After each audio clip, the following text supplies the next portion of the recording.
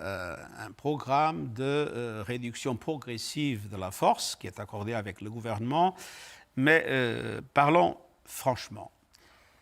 Les populations ont le désir et la perspective que les forces onusiennes soient capables de battre les mouvements qui les attaquent et de leur garantir la protection. Mais on est dans une situation extrêmement difficile. Vous voyez, l'M23. L'M23 a été, comme vous savez, la raison de ces dernières manifestations. Le fait que les Nations Unies ne sont pas capables de battre l'M23. La vérité, c'est que l'M23 aujourd'hui est une armée moderne, avec des équipements lourds qui sont plus perfectionnés que les équipements de la MONUSCO. Et viennent-ils du Rwanda, ces équipements?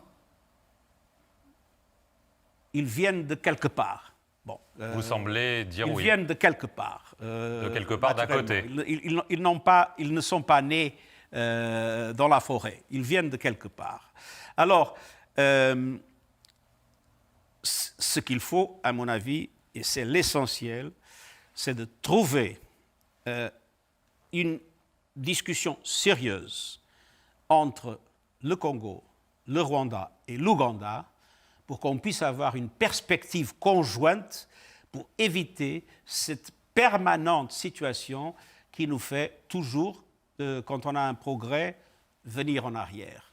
Il faut que ces pays se comprennent mutuellement et il faut que ces pays coopèrent effectivement pour la sécurité de l'Est du Congo et aussi pour les garanties de sécurité, il ne faut pas l'oublier, du Rwanda et de l'Ouganda. Il ne faut pas oublier que l'ADF est un mouvement originaire de l'Ouganda.